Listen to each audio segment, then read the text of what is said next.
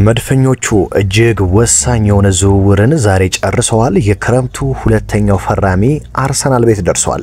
በሌላ በኩል የብሬንፎርዱ ተጫዋች አርሰናልን ለመቀላቀል ከስምምነት ደርሷል። ስለዚህ አርሰናል የሶስተኛውን ተጫዋች ዝውውርም ለመጨረስ ተቃርቧል። በሌላ በኩል መድፈኞቹ ከፓሪስ ሰን ጀርሜን እጅግ ወሳኝና ባለተሰጥኦን ተጫዋች ለማስፈረም ጥያቄ አቅርበዋል። ስለ ሮድሪጎም አዲስ መረጃ ተሰምቷል። የዕለቱን ወሳኝ የዝውውር መረጃዎችም ይዤላችኋለሁ።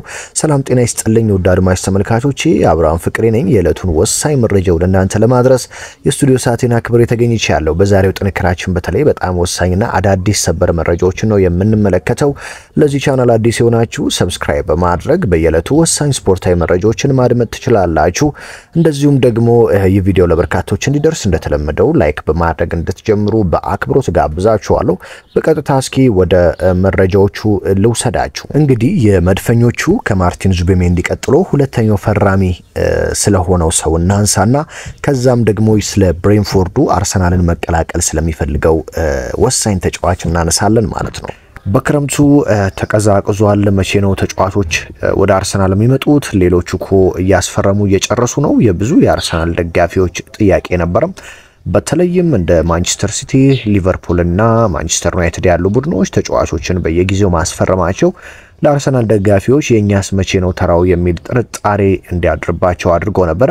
ነገር ግን አርሰናል በነገራችን ላይ ዝውውሮችን እስከ ጁን 30 ማለትም ቀጣይ 5 ቀናት ውስጥ በደንብ አያደርግም። የሚያደርገው ከጁላይ 1 ጀምሮ ነው። ምክንያቱም እስከ ጁን 30 ድረስ አርሰናል ዝውውሮች ላይ የተወሰነ የተገደበ የፋይናንስ ችግር አለበት። ስለዚህ ወደ ዝውውሩ በጥልቀት የሚገባውና ጥሩ ገንዘቦችን ማውጣት የሚችለው ከጁላይ 1 ወይም ደግሞ ከ5 ቀናት በኋላ እንደሆነ ነው የእንግሊዝ መረጃዎች፣ ከለንደን የሚወጡ መረጃዎች የሚያሳዩት ማለት ነው። አርሰናል ታዲያ ከማርቲን ዙቤሜንዲ ዝውውር በኋላ ዛሬ የሁለተኛ ተጫዋቹን ዝውውር ጨርሷል። ይህም እንግዲህ ብዙዎቻችሁ አርሰናል የቼልሲውን ግብ ጠባቂ ኬፓ አሪዛባላንጋን ዝውውር ጨርሷል ስትለን አልነበረ ወይ? ከምን ደረሰ የሚል ጥያቄ ብዙዎቻችሁ ስትጠይቁ ነበረ። ያው በይፋ እስኪረጋገጥ ድረስ ነበረ ዜናውን ያልሰራሁላችሁ። ታዲያ አርሰናል ኬፓ አሪዛባላንጋን የዴቪድ ራያ ምትክ አድርጎ ዛሬ በይፋ አስፈርሞታል ማለት ነው። አርሰናል እንግዲህ ከቼልሲ እንደምታውቁት ከዚህ በፊት ቼልሲና አርሰናል ብዙ ተጫዋቾችን እርስ በርስ ይፈራረማሉ። ሴስክ ፋብሪጋስ ከአርሰናል ወደ ቼልሲ፣ ዊሊያምስ ከቼልሲ ወደ አርሰናል፣ ስተርሊንግ ከቼልሲ ወደ አርሰናል፣ ፒተር ቼክ ግብ ጠባቂውም እንደዚሁ እንደምታውቁት በአርሰናል ታሪክ ውስጥ በነገራችን ላይ በጣም ምርጥ ከሚባሉ ጠባቂዎች አንዱ ፒተር ቼክ ነው።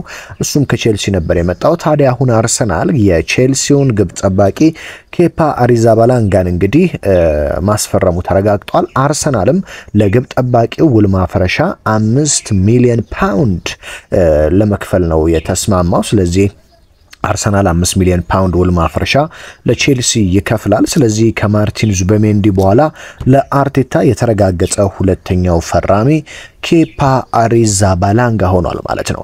ብዙዎች በነገራችን ላይ አርሰናል አጥቂ ነው እንጂ በረኛ ምን ያደርግለታል፣ አጥቂ ነው እንጂ መሀል ሜዳ ምን ያደርግለታል፣ አጥቂ ነው እንጂ ተከላካይ ምን ያደርግለታል የሚል ጥያቄ ብዙ ጊዜ ትጠይቃላችሁ። ነገር ግን አንድ ቡድን የዋንጫ ቡድን መሆን ከፈለገና ዋንጫዎችን በጥልቀት እንደዚሁም ለተከታታይ ዓመታት ዋንጫዎችን ማሸነፍ ከፈለገ እያንዳንዱ ዲፓርትመንት ላይ ከበረኛ እስከ አጥቂ ድረስ ተጫዋቾች ያስፈልጉታል።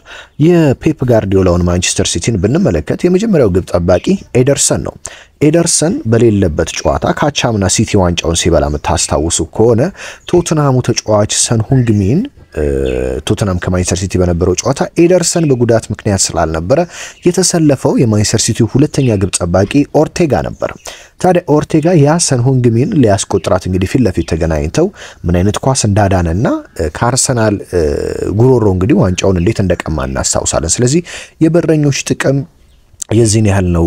በጣም አስፈላጊ ነው። አርሰናል እንደምታውቁት ባለፈው ዓመት እያንዳንዱ ቦታ ላይ ጉዳቶች ነበሩበት። እንደ አጋጣሚ ሆኖ ዴቪድ ራያ ወይም ቀይ ካርድ አልተመለከተም ወይም ጉዳት አላስተናገደም እንጂ ዴቪድ ራያ ቢጎዳ ወይም ቀይ ካርድ ቢመለከት አርሰናል የሚጠብቀው በረኛ ማን ነው? ስለዚህ አርሰናል ትክክለኛ እርምጃ ነው እየተራመደ የሚገኘው። ኬፓ አሪዛባላንጋ እንግዲህ በጣም በነገራችን ላይ በሪያል ማድሪድ ቤት እናውቀዋለን፣ በቼልሲ ቤት እናውቀዋለን። በጣም ልምድ ያለው ጥራት ያለው በረኛ ነው። ስለዚህ ራያ ቢጎዳና ወይም ደግሞ ካርዶችን ቢመለከት አሊያም ደግሞ ረፍት ቢፈልግ ለምሳሌ ህመሞች ቢያጋጥሙ እንደምታውቁት ተጫዋቾች ህመም ያጋጥማቸዋል። ጉንፋን፣ ሆድ ቁርጠት፣ ሰምቲንግ ብዙ ነገር ያጋጥማቸዋል። በክለቦች ዓለም ዋንጫ ላይ ክሊያን ኢምባፔ እንግዲህ እንደምታውቁት በባክቴሪያ ታሞ ጨዋታዎች ላይ እንዳልተሰለፈ ታውቃላችሁ። ባለፉት 2 ጨዋታዎች በዛ ምክንያት 5 ኪሎዎች እንደቀነሰ ሰምተናልና ተጫዋቾች እንደዚህ አይነት በረኞችም እንደዚህ አይነት ህመሞች ሲያጋጥሟቸው በሁለተኛነት የሚሰለፍ ወሳኝ ግብ ጠባቂ ያስፈልጋል። ምክንያቱም አርሰናል ቀጣይ ዓመት ለሻምፒዮንስ ሊግ ይጫወታል፣ ለእንግሊዝ ፕሪሚየር ሊግ ይጫወታል፣ ለኤፍኤ ካፕ ይጫወታል፣ ለካራቦ ካፕ ይጫወታል። ስለዚህ እያንዳንዱን ጨዋታ ዴቪድ ራያ መጫወት ላይ ይጠበቅበት ይችላል። ስለዚህ ኬፓ አሪዛባላንጋ ለዴቪድ ራያ እረፍት እየሰጠ እንደዚሁ ብዙም ተጠባቂ በማይሆኑ የፕሪሚየር ሊግ ጨዋታዎች ላይ እንደዚሁም ደግሞ የካራቦ ካፕ የኤፍኤ ካፕ ጨዋታዎች ላይ አርሰናል ደግሞ ምድቡን ማለፉን ካረጋገጠ የመጨረሻዎቹ የሻምፒዮንስ ሊግ ጨዋታዎች ላይ የመሰለፍ እድል ይኖረዋል። ስለዚህ ይህም ለአርሰናል አንድ ጥራትን ከፍ የሚያደርግ ነው ማለት ነው። ስለዚህ መድፈኞቹ ቀስ በቀስ በእያንዳንዱ ስፍራ ላይ ተቀያሪ ተጫዋቾችን እየያዙ ይመስላል። አርሰናል እንደምታውቁት ተከላካዩ ላይ አሁን ብዙ እየተቀያየሩ መጫወት የሚችሉ ተጫዋቾች አሉ። እነ ቲምበር፣ እነ ካላፊዮሪ፣ እነ ጃኮብ ኪቪዮር፣ እነ ማጋሌሽ፣ እነ ሳሊባ፣ እነ ማይልስ ሉዊስ ስኬሊ እየተቀያየሩ እነ ቤንጃሚን ዋይት እየተቀያየሩ መጫወት ስለሚችሉ አሁን አርሰናል የኋላ መስመሩ ከነ ተቀያሪው በጥሩ መልኩ እየተገነባ መጥቷል ማለት ነው። ስለዚህ አርሰናል አሁን በቀጣይ ደግሞ የመሃል ሜዳውንና የፊት ለፊት መስመሩን ያጠናክራል ተብሎ ነው የሚጠበቀው። ስለዚህ ሁለተኛው ፈራሚ ወደ መድፉ ቤት መጥቷል። ይህም ኬፓ አሪዛባላንጋ ሆኗል ማለት ነው። መድፈኞቹ እንግዲህ እንደምታውቁት ጀርጊኒዮንና ቶማስ ፓርቴን ለመተካት ከፍተኛ እንቅስቃሴ እያደረጉ ነው። ይህንን ተከትሎ ታዲያ በብሬንፎርድ ቤት እጅግ አስደናቂ ጊዜን ያሳለፈው ክርስቲያን ኖርጋርድ አርሰናልን ለመቀላቀል ከስምምነት እንደደረሰ ነው የተሰማው። ክርስቲያን ኖርጋርድና እንግዲህ ማርቲን ዙቤሜንዲ የቶማስ ፓርቴና የጀርጊኒዮ ተተኪ እንዲሆኑ አርቴታ ወስነዋል። ማርቲን ዙቤሜንዲ ቶማስ ፓርቴን ይተካል። በተቀያሪ ወንበር ላይ ደግሞ ማርቲን ዙቤሜንዲን እየቀየረ የሚገባው ደግሞ የብሬንፎርዱ ክርስቲያን ኖርጋርድ እንዲሆን እንግዲህ አርቴታ ከፍተኛ ፍላጎት እንዳላቸው ነው የተሰማው። ታዲያ ይህንን ተከትሎ አርሰናል ለ31 ዓመቱ የብሬንፎርድ አማካኝ ክርስቲያን ኖርጋርድ 11 ሚሊዮን ዩሮ ለብሬንፎርድ ጥያቄ አቅርበው የክለቡን ምላሽ እየጠበቁ ነው። ታዲያ የተጫዋች ኖርጋርድ ማለት ነው አርሰናልን መቀላቀል እንደሚፈልግ ታማኙ የዜና ምንጭ ዴቪድ ኦርንስቲን አረጋግጧል ማለት ነው። ስለዚህ በቀጣዩ ዓመት አርሰናል ማርቲን ዙቤሜንዲና ኖርጋርድ የቶማስ ፓርቴና የጀርጊኒዮ ተተኪ ሆነው እየተቀያየሩ የአርሰናልን የመሃል ሜዳ ከዲክላን ራይስና ማርቲን ኦዴጋርድ ጋር በመሆን ይመሩታል ተብሎ ይጠበቃል።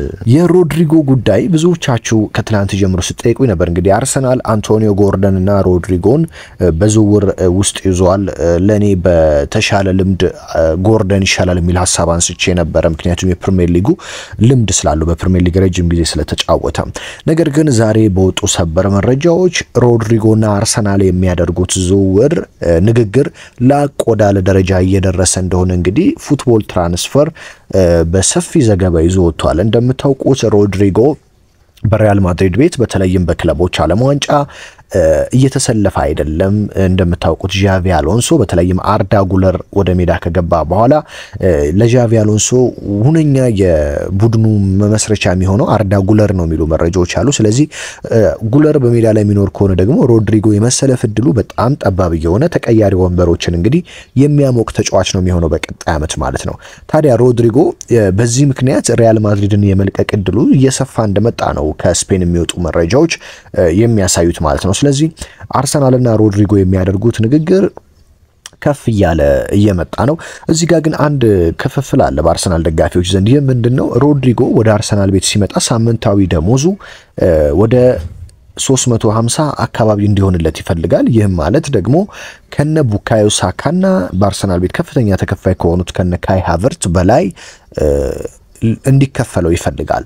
ታዲያ አርሰናል ደጋፊዎች እሱን ከቡካዮ ሳካና ከነ ካይ ሃቨርት በላይ ከከፈል ነው እነ ቡካዮ ሳካ በእርግጠኝነት ጥሩ ስሜት ላይ ይሰማቸው ይችላል። ምክንያቱም እነሱ የአካዳሚ ልጆች ናቸው፣ የአርሰናል ደም ያላቸው፣ ለአርሰናል ብዙ የከፈሉ ተጫዋቾች ናቸው። ስለዚህ ድንገት የሚመጣ ተጫዋች ከነሱ በላይ ሲከፈለው ጥሩ በመልበሻ ክፍል ውስጥ ችግር ሊፈጥር ይችላል የሚል ሐሳቦች እየበዙ ነው። ለዚህ ነው አርሰናል የሮድሪጎን ሳምንታዊ ደሞዝ ለመቀየር አሊያም ከነሳካ በታች ለማድረግ የማይሆን ከሆነ ደግሞ ቢያንስ ከነሳካ እኩል ለማድረግ እንጂ ከነሱ በላይ የሚሆን ደሞዝ ላለመክፈል እየተነጋገረ የሚገኘው። ታዲያ ሪያል ማድሪድ እንግዲህ ወደ 77 ወይም ወደ 80 ሚሊዮን ፓውንድ የሚጠጋ ገንዘብ ይፈልጋል በሮድሪጎ ዝውውር ላይ። አርሰናልም ይህንን ለመክፈል ብዙም ችግር ይሆንበታል ተብሎ አይጠበቅም። ስለዚህ አርሰናል አሁን እያደረገ የሚገኘው ሳምንታዊ ደሞዙ ላይ ስምምነት ለመፍጠር ነው። ስለዚህ መድፈኞቹ ሳምንታዊ ደሞዙ ላይ የሚስማሙ ከሆነ በቀጣዩ አመት እንግዲህ ይህ ብራዚላዊ ተጫዋች ሮድሪጎ ምናልባትም በቀዩና ነጭ ማሊያ የማርቲኔሊን ቦታ ሸፍኖ፣ በነገራችን ላይ የሮድሪጎ ሌላኛው ጥቅሙ ቨርሳታይል የሆነ ተጫዋች ነው። ቡካዮ ሳካ ቢጎዳ በቡካዮ ሳካ በኩል መጫወት ይችላል። ማርቲኔሊ ጥሩ ካልሆነ በማርቲኔሊ በኩል መጫወት ይችላል። ያም ብቻ ሳይሆን በፊት ለፊት መስመርነትም መጫወት ይችላል። ስለዚህ ሮድሪጎ ለአርሰናል በጣም ብዙ ካፓቢሊቲዎችን የያዘ ቨርሳታይል የሆነ ተጫዋች፣ አርሰናልን በብዙ ዘርፍ መጥቀም የሚችል፣ ለአርቴታ ጉዳቶች ቢመጡ እረፍት መስጠት የሚችል ተጫዋች ስለሆነ ሮድሪጎ ጎይዝ እንግዲህ አርቴታ ለማስፈረም ከፍተኛ እንቅስቃሴ እያደረጉ ነው። ተጫዋቹ በብዙዎች ዘንድ ይደነቃል፣ ይወደዳል። ስለዚህ ይህ ተጫዋች በቀጣይ ዓመት በፕሪሚየር ሊግ ብንመለከተው እጅግ በጣም አስደሳች ይሆናል። ስለዚህ የሮድሪጎና የአርሰናል ዝውውር በጣም ጥሩ ንግግር እየተደረገ ነው። አንድሬ ቤርታ እንግዲህ በዝምታ ምንም ኮሽ ሳያስብል ስራዎችን እየሰራ ይገኛል። ስለዚህ በቀጣይ ዓመት አርሰናል ሊኖረው የሚችለው አሁን የሚወሩ ዝውውሮቹ እውን ከሆኑ ማለትም አሁን እየተነገሩ ያሉ ሩመሮች አሉ፣ ዮክሬሽ አለ፣ ሮድሪጎ አለ። ስለዚህ እነዚህ እውነት የሚሆኑ ከሆነ የአርሰናል የቀጣይ ዓመት የፊት ለፊት መስመር በግራ መስመር ላይ ሮድሪጎ፣ በቀኝ መስመር ቡካዮ ሳካ፣ በፊት ለፊት አጥቂነት ቪክተር ዮክሬሽ ይሆናል ማለት። ይህ ማለት እንግዲህ ምናልባትም ፕሪሚየር ሊግ ውስጥ እንደዚሁም በአውሮፓ ሊጠቀስ ከሚችል እጅግ በጥራቱ ከፍ ያለ ፊት መስመር እንዲሆን ያስችለዋል ማለት ነው። ነገር ግን እነዚህ ዝውውሮች ይሳካሉ ወይ ሌላ ጥያቄ ነው። በነገራችን ላይ አርሰናል እንግዲህ ፓሪስ ሰን ጀርሜንን ብራኮላን ለማስፈረም ጠይቋል።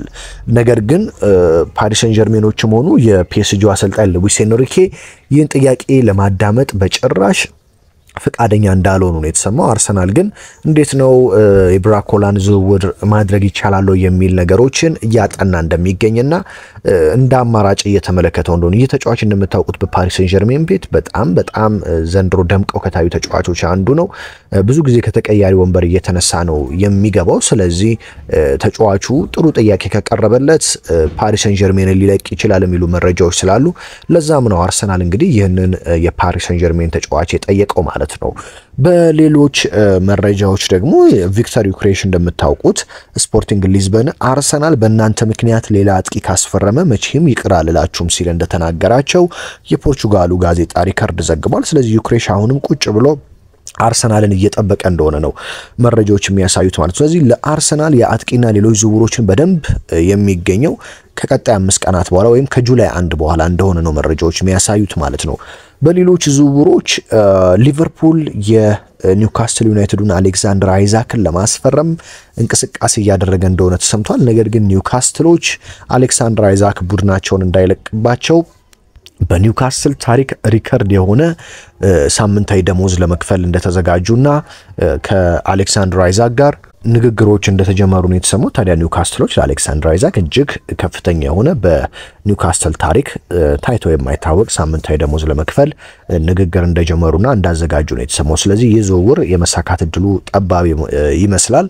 ሊቨርፑልና አርሰናል እንግዲህ የአይዛክ ፈላጊ የነበሩ ቢሆንም ኒውካስትል እንግዲህ ከሻምፒዮንስ ሊግ አለመሰናበቱንና በቀጣይ ዓመት የሻምፒዮንስ ሊግ ተሳታፊ መሆኑ አይዛክን ለማግኘት እጅግ ከባድ እንዳደረገባቸው ይታወቃል። በሌላ በኩል ማንቸስተር ዩናይትድ ብሬንፎርዱን የመስመር አጥቂ የብሪያን ምቤሞ ዝውውር እንግዲህ ለመጨረስ ከስምምነት ደርሷል። በሚቀጥሉት ቀናት ብሪያን ምቤሞ የማንቸስተር ዩናይትድ ተጫዋች ይሆናል ተብሎ ይጠበቃል። እንደምታውቁት በእንግሊዝ ፕሪሚየር ሊግ ኦገስት 17 አርሰናል ከማንቸስተር ዩናይትድ በኦልድ ትራፎርድ ስቴዲየም የመጀመሪያ የፕሪሚየር ሊጉ ጨዋታቸውን ያደርጋሉ። በዚህ ላይ እንግዲህ እንደ ማቴዎስ ኩኛ እንደ ብሪያን ምቤሞ ያሉ የማንቸስተር ዩናይትድ አዳዲስ ተጫዋቾች ይኖራሉ ተብሎ ይጠበቃል። በአርሰናል በኩል እንደ ማርቲን ዙቢሜንዲ እንደዚሁም ደግሞ የሚፈርሙ ከሆነ ሌሎች ተጫዋቾችን በዚህ ጨዋታ ላይ እንመለከታቸዋለን ተብሎ ነው የሚጠበቀው። ውድ አድማጭ ተመልካቾች የዕለቱን ወሳኝ ስፖርታዊ የዝውውር መረጃዎችን ነገርኳችሁ። አብራችሁን ስለነበራችሁ ስላዳመጣችሁን ከልብ አመሰግናለሁ። ሀገር ውስጥ ከባህር ማዶ ያላችሁ ሁሉ አብረን ስለቆየን ከልብ እያመሰገንኩኝ አዲስ ሆናችሁ ካላችሁ አሁንም ሰብስክራይብ በማድረግ በየዕለቱ ወሳኝ መረጃዎችን ማግኘት ትችላላችሁ። በተለይም ፕሪሚየር ሊጉ በነገራችን ላይ ሊጀምር በጣም አንድ ወር አካባቢ ነው የቀረው። በጣም ጥቂት ቀናቶች ነው የቀሩት። እንደዚሁም የቅድመ ውድድር ዝግጅቶች ሊጀመሩ ነው። ስለዚህ በጣም ብዙ ወሳኝ አስደሳች ስፖርታዊ መረጃዎች አሁን በኋላ ስለሚኖሩ ቤተሰብ መሆን ትችላላችሁ። በሌላ መረጃ በሌላ ጥንክር እስከምንገናኝ ታዲያ በያላችሁበት ሰላም ተመኘውላችሁ።